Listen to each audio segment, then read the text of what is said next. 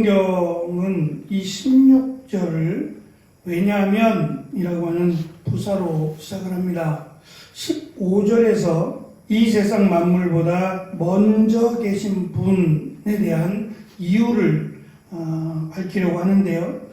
이 이유가 먼저 계신 분 정도가 아니라 이 세상 만물을 창조하시고 모든 권세까지 창조하신 분임을 밝히고 더 나아가서 이렇게 모든 만물을 또 모든 권세를 만드시고 다스리시는 이유가 자신을 위해 16절 끝쪽에 보면 그리스도를 위해라고 밝힙니다. 보통 우리가 무언가를 만들 때 그 무언가는 만든 사람을 위해서 만듭니다. 그것만을 위해서 만들지는 않습니다. 그것을 만드는 이유는 그것을 만든 사람이 자신에게 유익이 되게 하기 위해서 만든다는 거죠. 우리 성경에서 권세와 지위, 주권, 능력을 창조하셨다라고 설명하는데 이것들은 왕권이나 주권이나 통치자들이나 권세들을 의미하는 단어입니다. 어찌 보면 다 비슷비슷합니다.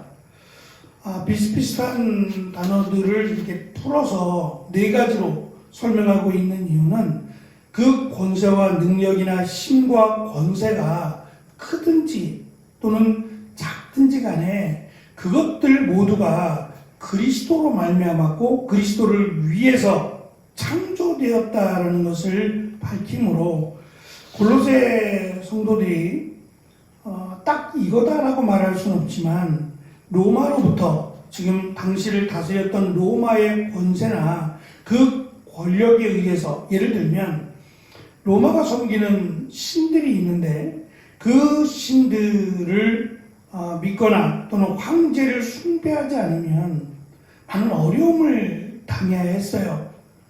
그 권세에 굴복하지 말라는 겁니다. 로마서에서 밝히고 있는 것처럼 그 권세가 이 땅에 사는 우리들을 죽일 수도 있어요. 마치 황제가 그 관중석이라고 해야 될까요? 그 경기를 관람하는 그 VIP석에서 황제가 손가락을 오른손, 엄지손가락을 들면 살리는 것이고 엄지손가락을 반대로 꺾으면 죽이라고 하는 신호였어요. 그러니까 사람의 생명이 그 황제의 손가락에 달려 있어요. 손가락을 어떻게 하느냐에 따라서 살고 죽는 게 결정이 될 정도로 막강한 권세를 가지고 있어요. 그래서 그 권세에 의해서 내가 죽고 사는 일들이 결정이 될 만큼 참 비굴하고 연약한 삶을 살 수밖에 없지만 우리의 영혼은 인간에게 있는 보이진 않지만 이 영혼은 권세자들이 함부로 할 수 없다고 바울이 로마서에서 밝히고 있는 것처럼 골로새 성도들에게 그 황제라고 하는 막강한 권력을 갖고 있는 그 황제의 권력도 그리스도를 위해 창조되었음을 밝힘으로 두려워하지 말라는 겁니다. 우리의 생명이 이 땅에서 더 이상 살 수 없는 안타까운 삶이라고 할지라도 우리의 생명은 하나님께서 믿음을 지킨 자의 생명을 영원히 하나님의 나라에 인도하실 것을 믿는 거죠. 성도라고 하는 말 그리고 이 편지를 받는 수신자들인 골로새 교회 성도들이라면 적어도 예수 그리스도를 믿는 믿음 안에서 시작을 하는 사람들입니다. 세상에 있는 사람들에게 보낸 편지가 아니라 예수 그리스도를 믿음으로 성도라고 불려진 사람들에게 보낸 편지이기 때문에 그 믿음을 결코 권세에 내어주지 말 것을 바울은 권면합니다. 보통 아까 말씀드린 이 매뉴얼이라고 하는 사용 설명서라고 할 수 있는 이 매뉴얼들은 그것을 가장 잘 문제없게 사용하기 위해서 기록을 합니다. 그리고 그 매뉴얼에 따라 사용을 해야 그 제품을 오래 사용할 수 있죠. 내 마음대로 이렇게 막 고쳐서 사용한다면 더 좋을 수도 있겠지만 대부분은 문제를 일으키고 그 제품을 망가뜨리게 됩니다. 하나님을 위해 또는 그리스도를 위해 창조됐는데 그것을 무시하고 세상 가운데 내 마음대로 내 멋대로 살겠다라고 하는 것은 매뉴얼을 무시하는 거라는 거죠. 그리고 그 결국은 파멸이 되고 말 것입니다. 바울이 여기서 강조하고 있는 그리스도를 위하여라고 하는 이 삶은 거창하지 않습니다. 그러니까 할 수 없는 그런 막연한 목적을 말하고 있지 않고 그 목표를 이루어야 된다라는 것을 강조하고 있는 게 아니라 지금 골로새 교회 성도들이 당면한 문제들 뿐만 아니라 결국 그 이면에는 이 세상의 권세를 잡은 자들에 대한 두려움이에요. 그것들 때문에 믿음을 포기한다면 특별히 십자가에 달려 죽은 그리고 앞에서 지금 계속 그리스도의 우월성을 설명하면서 그리스도가 우리와 같은 그런 인간이 아니라 인간의 육신으로 성육신하여 오시긴 했지만 그분이 하나님이다 라고 하는 것을 계속 강조합니다. 인간이지만 하나님이시다. 그 하나님이 우리의 죄를 대신하여 십자가에 달려 죽으시고 부활하셨고 승천하셨으며 다시 오신다 라고 하는 것이 지금 사도 바울이 이 골로새 교회 성도들에게 그리고 이미 교회가 세워지면서 시작된 복음이었어요. 물론 바울이 이 골로새 교회에 보낸 편지를 통해서 그리스도에 대해서 조금 더 보다 분명하고 그들에게 필요한 지식을 전달하는 건 맞습니다. 함께 예수님과 함께했던 베드로 역시 사도행전에 기록된 대로 부족한 부분들이 없지 않아 있어요. 그리스도에 대한 지식에 대한 부족함도 있었고 그 부족함에 대해서 바울이 지적을 합니다. 단순한 부족함뿐만 아니라 결단하지 못하는, 예를 들면 이방 사람들과 함께 식사하는 것들이 그들의 오랜 전통과 또 규례에는 어긋나죠. 누구와 함께 식사하느냐가 그 사람과 함께 관계를 이루어가기 때문에 함부로 이방인들과 식사하지 않지요. 그러나 예수 그리스도께서 모든 사람에게까지 하나님의 은혜를 확대해 주셨는데 베드로가 여전히 예수님을 믿고 복음을 전하면서 여전히 선을 그어놓고 유대인들에게만 마치 하나님의 사랑이 임하는 것처럼 생각한다면 그건 복음을 잘못 해석하는 거죠. 결코 복음은 모든 사람을 향해 있지 유대인들에게만 향해 있지 않습니다. 지금도 이제 계속해서 이스라엘과 하마스 간의 전쟁이 지속됩니다. 사실 어찌 보면 끝나도 벌써 끝나야 되는 전쟁이에요. 근데 이것이 전쟁이 끝나지 않고 계속해서 꼬리에 꼬리를 물고 지금 확대되고 있어요. 단순히 이스라엘과 하마스와의 문제가 아니라 미국이 참여하고 또 이란이 참여하고 하면서 이제 세계 전쟁으로까지 확산될 조짐이 있어요. 왜 이렇게까지 하느냐? 자신들의 이득을 위해서 그렇죠. 이것을 통해서 그들뿐만 아니라 미국도 이란도 이득을 얻고자 애를 쓰기 때문에 끝나지 않는 전쟁입니다. 러시아와 우크라이나도 마찬가지죠. 그들만의 전쟁이 아니라 그 전쟁을 통해서 무언가를 얻기를 원하는 이런 이기적인 마음 때문에 전쟁이 쉽게 끝나지 않는 거죠. 결국 이러한 이기적인 마음이 복음을 막았다라고 보는 겁니다.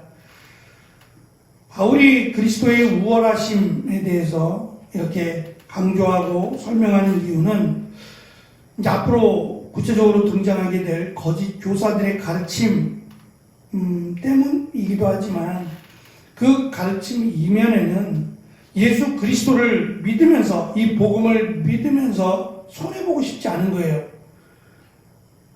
물론 이 손해가 작지 않습니다. 자신의 뭐 미래라든지 심지어는 자녀들의 이 문제가 겹쳐 있어요. 예를 들면 내가 그리스도를 믿는다는 그 이유만으로 자녀들이 불이익을 당해야 돼요. 다니던 학교를 다닐 수 없고 또 직장을 빼앗기게 되는 이러한 문제들이 복잡하게 얽혀 있었어요. 이해할 만하죠.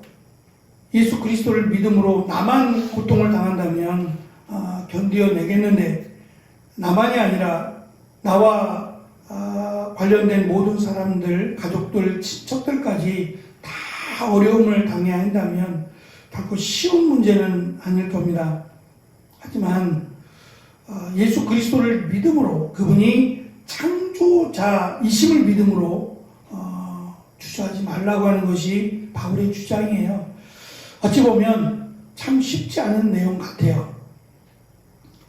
코로나 이후로 통계를 내봤더니 개신교와 천주교, 불교 등 이 3대 종교의 신자 수가 전체적으로 감소를 했답니다.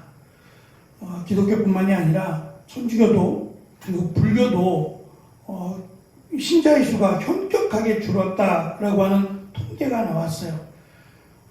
우리가 흔히 말하는 가나안 성도들이요, 여전히 가나안에 머물고 있는 교회를 다니지 않는 그런 종교가 없다라고 무교다라고 주장하는 사람들이 많아졌다는 얘기예요. 그 가운데서 이 이단이라고 하는 특별히 신천지의 수는 급격한 증가를 이루었어요.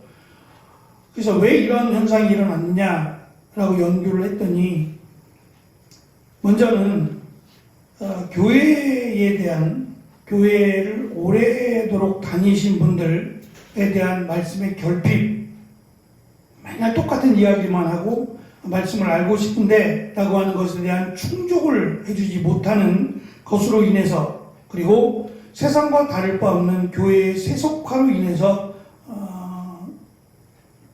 교회의 실증을 느낀 사람들, 이 내가 있는 곳 불교가 됐던 가톨릭이 됐던 그들의 타락과 맞물려서 실증을 느낀 사람들이 자기가 있던 종교에서 나왔는데 신천지가 그들에게 접근해서 거짓 유혹으로, 그러니까 교회를 공격하고 다른 종교들을 공격해 가면서 마치 자신들은 거룩하고 전혀 문제가 없는 것처럼 이렇게 거짓으로 유혹을 하는 것에 쉽게 미혹되어 버렸다는 거예요.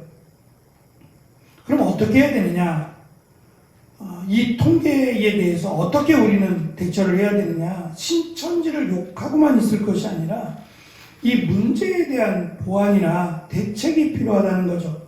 그러면 서둘러서 문제를 알았으니까 이 문제가 다시는 일어나지 않도록 더 정신을 차리고 준비해야 되지 않겠느냐는 거죠. 고로새 교회 성도들에게 닥친 문제는 거짓 교사들의 문제 이전에 그들이 그리스도에 대한 믿음이 흔들리고 있다는 데 문제가 있어요. 조금만 흔들어도 많이 흔들리는 사람이 있고 흔들어도 전혀 흔들리지 않는 사람이 있어요. 흔들리지 않는다면 아무리 많은 거짓 교사들이 있다고 할지라도 문제가 없을 겁니다. 조금만 흔들어도 흔들린다면 한 사람의 거짓 교사로도 넘어질 수 있고 무너질 수 있다라는 거죠. 이제라도 정신을 차리고 정말 교회가 해야 될 일, 구원의 방주의 역할을 감당하는 일들을 온전히 잘 감당하고, 또한 교회의 생명인 거룩함이라고 하는 것을 잊지 말고 거룩한 교회로 세워가기 위해서 힘쓰고 애쓰는 일이야말로 교회가 부르짖어야 될 개혁의 모습이 아닌가라는 생각이 들어요. 끊임없이 반복되는 지금 교회가 기독교가 100년 이상을 넘어가면서 벌써 2대, 3대까지 가고 있습니다. 1대를 거쳐가면서 2대, 3대를 머물면서 과연 교회는 거룩한가? 라고 하는 질문을 끊임없이 던져봐야 됩니다. 어제 공부하는 목사님들 모임에 새로운 이제 소개를 받아서 새로운 목사님이 오셨어요. 저한테는 새로운 분이고 다른 분들에게도 대부분 새로운 분인데 이제 같이 연결된 동기도 있고 또 연결된 분들이 있었어요. 나이가 이제 50 정도 됐는데 미국에 갔다가 다시 공부하러 갔는데 공부를 못하고 먹고 사는 문제 때문에 열심히 일을 하다가 뭐 부교육자 일은 했습니다만 일을 하다가 한국에 부름을 받고 왔어요. 저기 강북 쪽에 있는 꽤 큰 교회입니다. 한 1000명 가까이 되는 교회에 담임으로 왔는데 문제가 좀 복잡하더라고요. 얘기를 들어보니까 1대, 2대, 본인이 3대예요. 근데 1대 목사님은 은퇴하시고 선교지로 들어가셨어요. 아들이 선교사로 있어서 아들과 함께 내 여생을 보내겠노라고 나도 마지막 선교지에서 복음을 전하다가 내 삶을 마무리하겠다고 하면서 1대 목사님은 선교사로 들어가셨고 2대 목사님은 군목이셨는데 이분이 사셨던 사택이 있는데 이 사택 교회 명의로 된 사택이에요. 근데 이분이 그 사택이 이제 아파트인데 평수도 좀 있고 지금 비싸니까 처음에는 그렇지 않았는데 20여 년을 사시면서 가격이 많이 올랐잖아요. 그러니까 퇴직금을 받느니 사택을 받는 게 더 낫죠. 퇴직금에 비하면 사택이 뭐 5배 이상이 비싸니까 그 사택을 자기 명으로 하려고 수를 좀 쓰셨어요. 그래서 누구도 사택을 빼앗지 못하도록 자기가 있던 사택을 전세로 내줬는데 이게 문제가 됐어요. 교인들은 몰랐는데 교회 명의잖아요. 그러니까 사택이 교회 명의는 개인 소유가 아니기 때문에 세금을 물지 않습니다. 근데 임대를 주는 건 또 다른 문제예요. 전세를 줬는데 교회가 1억 5천의 세금 폭탄을 맞았어요. 장사를 한다는 이유로 1억 5천만 원이 세금이 나온 거예요. 나라에서. 이렇게 많이 나오나 싶은데. 그러니까 전세를 내주면 안 되는 거죠. 세를 내서 이득을 취하면 안 되는 거예요. 종교 시설이기 때문에 안 되는데 이분이 그 생각을 못하고 교회에다가 주기 싫으니까 그걸 전세를 내주고 자기가 이사를 간 거예요. 왜 이렇게 하셨는가 모르겠는데 결국 이 일 때문에 교회가 시끄러워지기 시작했어요. 그냥 교회가 감당하자라고 하는 분도 있고 안 된다 이참에 이 아파트 값을 나누어서 그러니까 아파트를 주면서 이제 아예 이분에게 줄 것들을 이걸로 정리하자라고 하는 조금 과격한 분들이 등장을 하면서 교회가 시끄러워졌어요.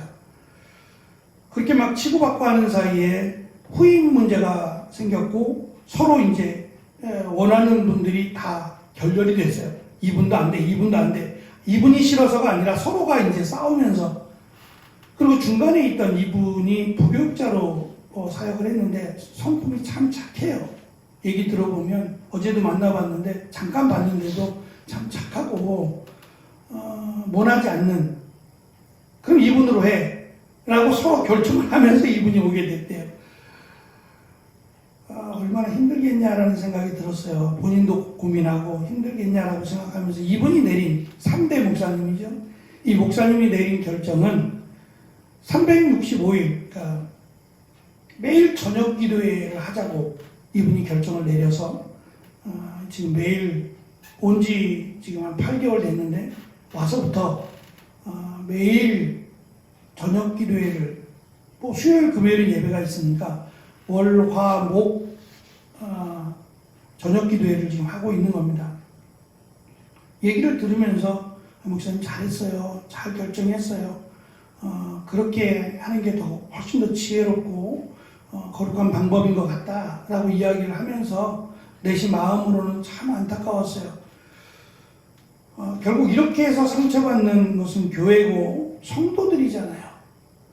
하나님 앞에서 거룩한 사역을 했다면 그것으로 감사했어야 되는데 그 사역했던 것에 대한 것을 요구하고 그것을 받아야겠다라고 하는 그 마음으로 인한 성도들의 상처는 너무 안타깝다. 이것을 위해서 좀 어르신들이 개혁해야 되지 않겠나? 결정을 해야 되잖아요. 근데 무슨 결정을 하겠어요? 저는 거룩한 결정을 했으면 좋겠다라는 생각이 들어요. 아직은 제가 그 나이가 아니어서 저도 장담할 수 없습니다만, 그렇게 해야 되지 않을까요? 거룩한 결정을 해야 되지 않을까요? 물질이 필요 없다는 건 아니지만, 물질 때문에 하나님의 영광을 가리우는 교회의 목적, 우리의 인생의 목적은 하나님을 영화롭게 하는 거 아니겠습니까? 그렇다면 누구보다 목사가 하나님을 영화롭게 하는 결정을 해야 되지 않을까요? 그리고 무엇보다 성도들을 복음으로, 말씀으로 잘 가르쳐야겠다라고 하는 이 사명을 회복해야 되지 않겠나. 이것이 이단으로 가는, 성도들을 이단으로 가게 하는 최선의 방법이 아니겠는가 하는 생각을 해봤어요. 바울은 눈앞에 있는 거짓 교사들을 탓하지 않습니다. 그들을 물리치려고 하는 구체적인 방법을 제시하지 않아요. 오직 흔들리지 않는 믿음, 그리고 하나님의 말씀을 바르게 제대로 아는 것에 무게를 둡니다. 이것이 또 다른, 앞으로 계속해서 이단들이 나올 텐데, 이 거짓 교사들을 이겨내는 교회의 방법이라고 소개하는 것 같습니다. 어쨌든 수천 년이 지났지만 이 땅에 있는 많은 교회들이 하나님의 말씀에 집중하고, 또 교회가 거룩함을 잃지 않기 위해서 노력하는 귀한 은혜가 있기를, 교회를 위해서, 또 한국교회를 위해서도 우리가 함께 기도해 주시기를 바랍니다. 기도하겠습니다.